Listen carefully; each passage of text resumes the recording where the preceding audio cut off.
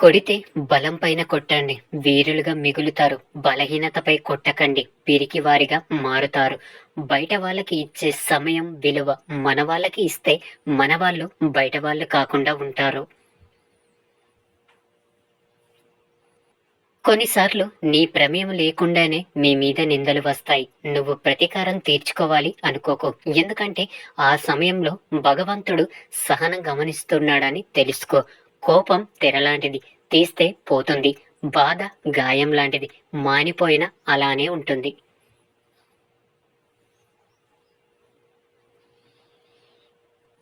ఎవరికి తెలియని మన బాధలు కూడా తడియారని కనురెప్పలకు తెలుస్తాయి. ఒక్కసారి నిర్ణయం తీసుకున్నాక మళ్ళీ వెనక్కి తిరిగి చూడకు.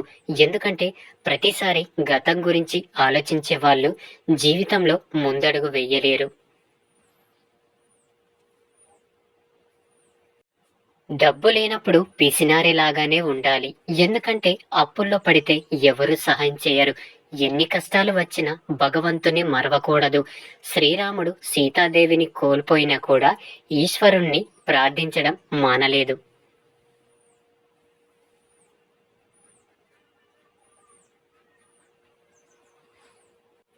నీ సమయాన్ని నీకోసం ఉపయోగించు. ఎదుటి వ్యక్తి గురించి ఆలోచిస్తూ వృధా చేసుకోకు.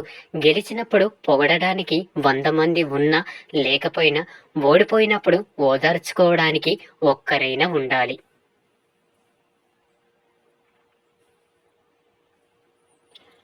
అడవికి పోయిన రాముడు రాజే, జూదం ఓడిన యుధస్థుడు రాజే.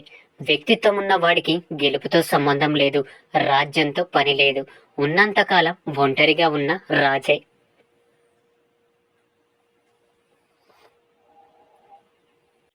బాధల్లో ఉన్నప్పుడు బంధాలు భరోసాగా ఉండాలి, కానీ బంధాలే బాధలుగా మారితే బతుకు బలహీనపడుతుంది.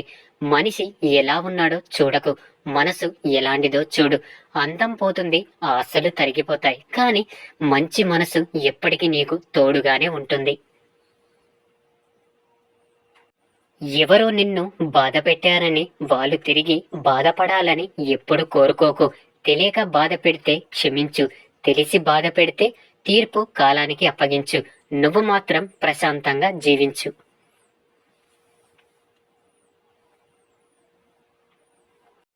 అదృశ్యంతో వచ్చింది అహంకారాన్ని కలిగిస్తుంది. తెలివితో సంపాదించినది సంతోషాన్ని ఇస్తుంది.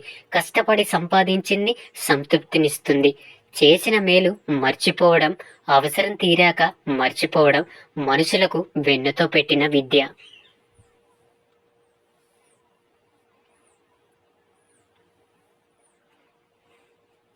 నేటి లోకం తీరు. కింద పడితే పట్టించుకోరు, పైకి ఎదిగితే జీర్ణించుకోలేరు.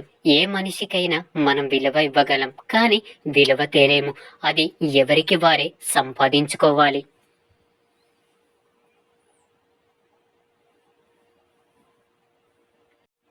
ప్రతి బాధ ఒక కొత్త పాఠాన్ని నేర్పుతుంది.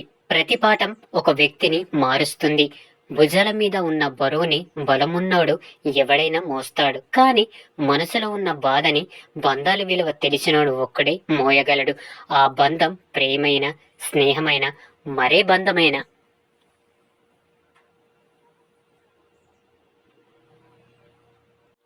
25 వయసులో ఉండే అందం, ఓపిక 60 ఏళ్లకు ఉండవు. 60 ఏళ్ల వయసులో ఉండే అవగాహన, ఆలోచన 25 ఉండవు. తక్కువ చేసి చూసే చోట ఎక్కువసేపు ఉండకు.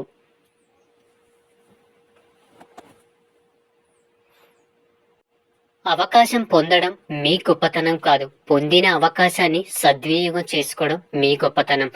మనల్ని అర్థం చేసుకునే వాళ్లకు మన రూపంతో పని లేదు. మనల్ని బాధ పెట్టే వాళ్లకు మన మనసుతో పని లేదు.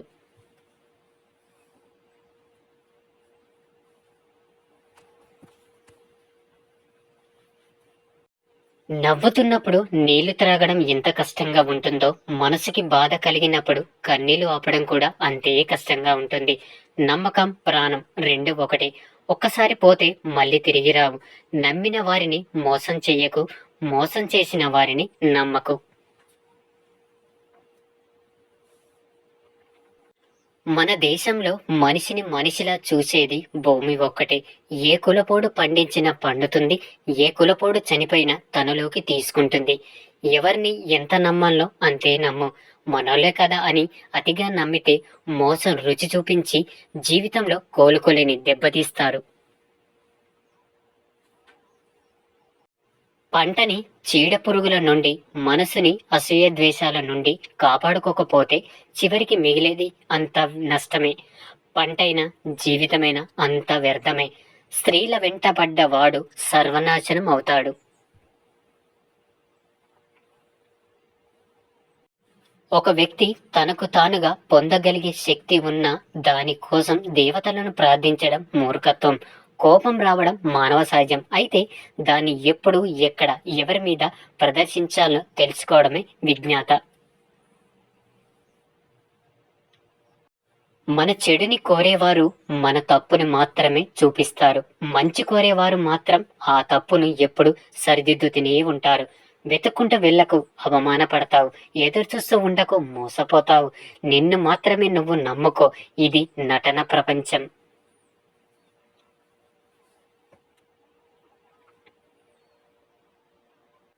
మనకు గల శక్తిని బట్టి మనల్ని మనం అంచనా వేసుకుంటాం. మనం చేసే పనులను బట్టి ఇతరులు మనల్ని అంచనా వేస్తారు. స్వేచ్ఛ ఎవరు ఇస్తే వచ్చేది కాదు, ఎవరు బాధిస్తే పోయేది కాదు.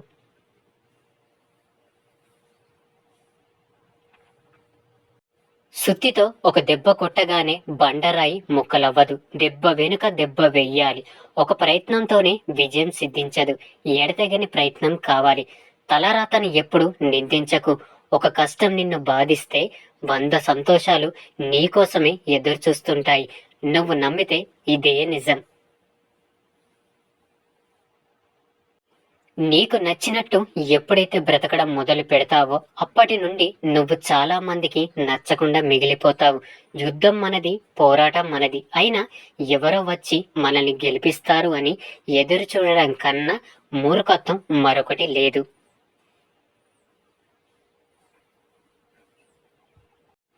పరిగెత్తే చోట పరిగెత్తాలి, నడవాల్సిన చోట నడవాలి. అంతేగాని పరుగు పందెంలో పాకుతూ పోతాను అంటే గమ్యాన్ని చేరగలవు, కానీ విజేత అవ్వలేవు.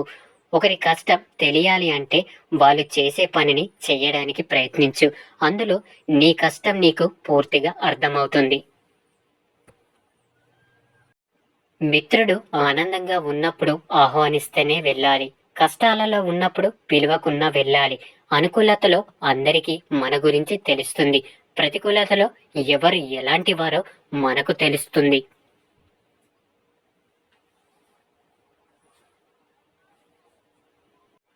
జాలి గుణం కల వారికి కష్టాలు ఎక్కువ, కఠిన గుణం కల వారికి సుఖములు ఎక్కువ. ఆలోచనలు అంటువ్యాధి లాంటివి. మనం నెగిటివ్ గా ఆలోచించడం మొదలు పెడితే నెగిటివ్ గానే వస్తాయి.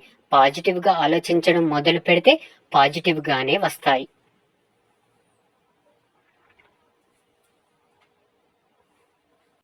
నీకోసం ఏడ్చేవారు ఉంటే నీ అదృష్టంగా భావించు. నిన్ను చూసి ఏడ్చేవారు ఉంటే వారిలో లేని గొప్పతనం నీలో ఉందని సంతోషించు. ఎదుటివాడికి బాగా సంపద ఉందని నీకు లేదని ఎన్నడూ బాధపడకు. నీ దగ్గర నిజాయితీ లేనప్పుడు మాత్రమే బాధపడు. కొంతమందికి గర్వం, అహంకారం ఉంటాయి, తప్పులేదు. కానీ ఎవరి మీద ఎప్పుడు చూపించాలో అప్పుడే చూపించాలి. అంతేకాని ఎవరి మీద పడితే వారి మీద చూపిస్తే మాట్లాడడానికి మనుషులు కరువవుతారు.